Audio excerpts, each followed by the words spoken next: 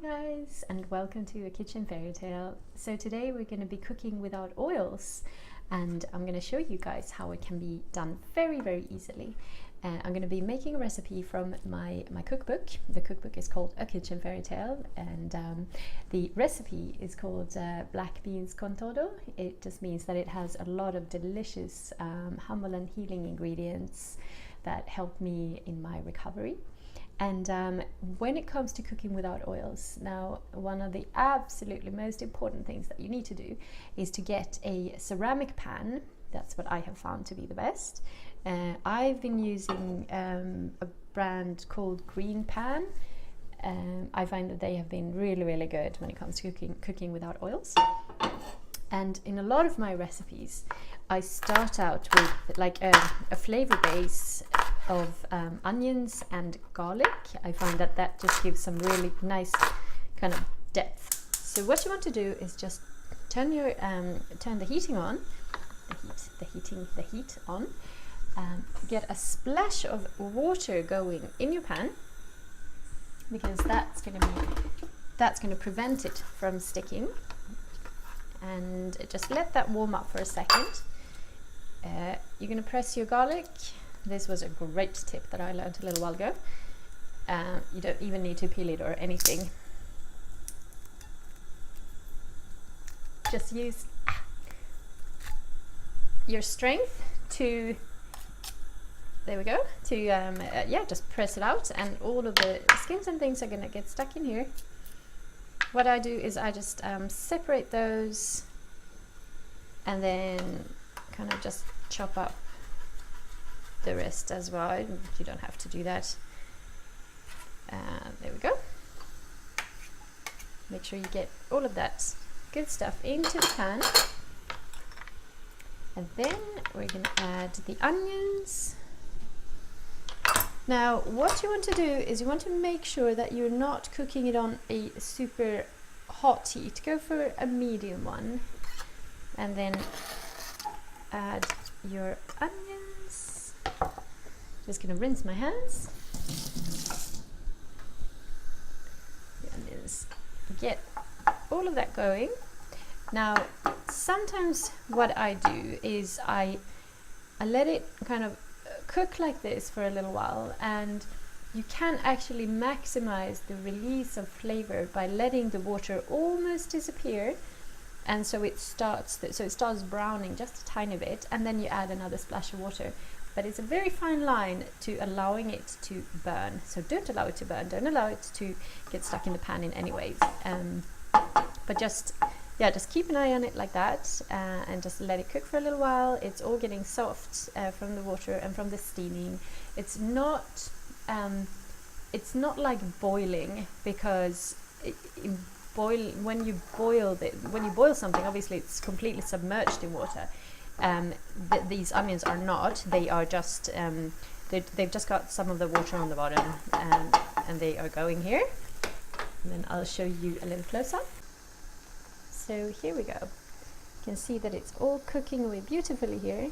You're getting soft, and it smells lovely in the kitchen. As soon as you see that it starts to get a little bit dry, the pan is starting to get a little bit dry now, all you do is just get, I usually have some pre-boiled water in the house, in the kitchen, just add another little splash of water. And just allow it to keep cooking. There we go. And soon you'll be ready to add, soon it'll be ready for you to add the other ingredients. While that's cooking away, I'm just gonna chop some tomatoes. Initially I didn't actually have chopped tomatoes from a can, because I know that they add few preservatives. I think it's citric acid or something, and I was just being super careful, probably for the first year and a half that I joined the Paddison Program. So at that stage, and this is one of my original very early on recipes, so at that stage I would just use tomatoes that I had chopped. The recipe actually calls for 3, but I only had 2, so I'm going to add those. And add some more water. Well, actually I'm going to add a fair bit of water. I'm going to add some lemon juice. That went a bit quiet. Now add a bit of lemon juice. Sometimes I just squeeze it in, but it is so annoying and time consuming to try to pick out each pip that I always manage to get in there. So using as you can see, a very super fancy lemon squeezer thingy. And there you go. So just pouring that in there. I should probably use like a sieve or something. There you go. Bit of lemon juice.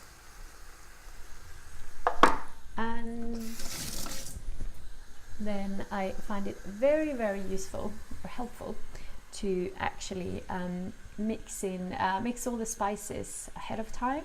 So we've got cayenne pepper here and chili pepper, oregano, a bit of nutmeg, cinnamon, and there's something more and I can't remember what I put in, but it'll be in the book. And then just kind of do that quite nicely there.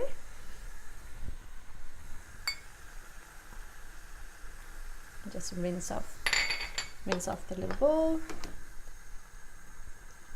Got all of this going. I am aware that I have too few tomatoes in here, so what I'm going to do is grab a handful of cocktail tomatoes, these guys, and I'm just going to chop them in half and add to the pan. I actually usually make this in a pot, but if you have a big enough pan, you can just make it in that. That's absolutely fine. And just adding the tomatoes. Oh, I love cocktail tomatoes. I don't know if you guys have tried roasting them in the oven without anything or next to some garlic cloves or something. Oh, it is the best. And it just brings out the sweetness in them, and it's just absolutely gorgeous. So here we go. So you guys can kind of see that. I'm just going to let that cook away for a little while. Now, I haven't added any salt to this, and the reason is that usually, so today I'll show you, I've got my beans ready here. I have found that when I soak beans overnight and then I cook them the next day, if I add salt in the beginning of the cooking time, they just tend to not get very soft, and eating kind of chewy, a little bit too chewy hard beans is just really unpleasant.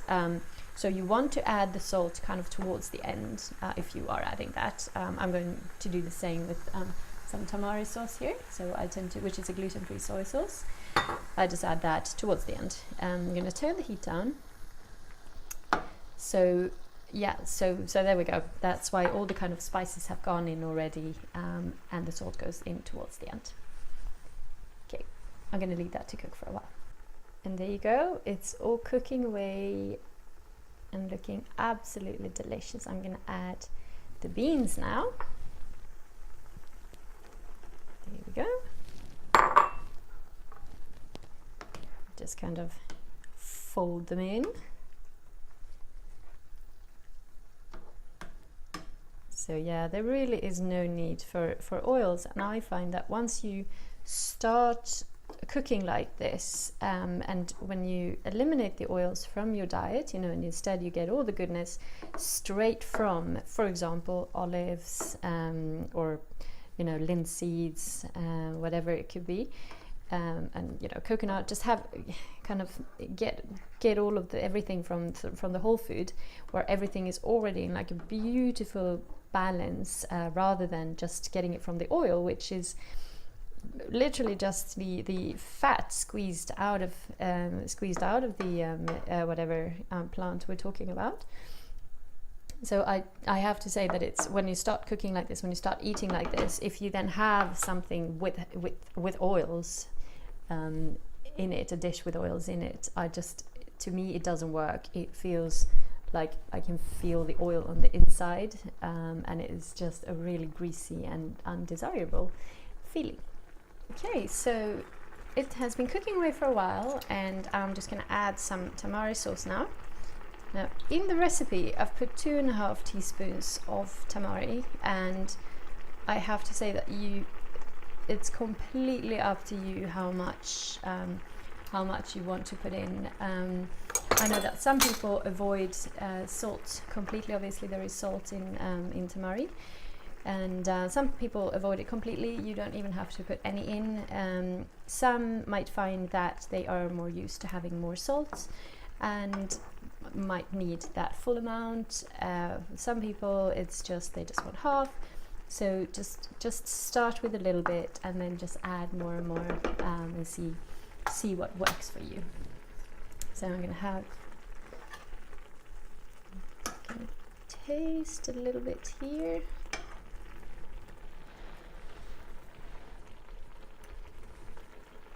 That was 1 teaspoon. Ooh, that is so spicy. And I might just add a little bit more. Be another 1/2 teaspoon there. And what you can also do is just bring the tamari sauce to the table, and then people can add as much as they want. So we're going to add a cup of quinoa to this. It says to add it in earlier on in the recipe. You can add it in at whichever point you want. I always keep quinoa or buckwheat cooked in the fridge or brown rice, because that's such a quick and easy kind of thing to go to for lunch. You literally just start adding your beans and your lentils, lots of veggies, salad obviously. You can put in things like, you know, beetroot and carrots, nice crunchiness there. You sprinkle over some omega-3 sprinkles, so sunflower seeds, it's got maybe flax seeds and just all kinds of goodness, because I find that just goes so well with any of these recipes. I always want to have a big green salad on the side. You will see that in the cookbook. I write that a lot, served with a big green salad on the side, and it's because those amazing enzymes in the salad just helps to break everything down in the gut, and also is very good to keep a bit of always have spinach or kale in the house. That's always something you'll find in my fridge, as well as potentially for example, rainbow chard, and just beautiful things that'll help the body heal and restore itself back to its the way it was designed to look and work. And here we go. Black bean stew, super spicy with quinoa. You can serve it with rice if you want, or you can just have it as it is. Can't imagine anything better on a dark and dreary and rainy day like this. Absolutely delicious. I hope you guys enjoy it.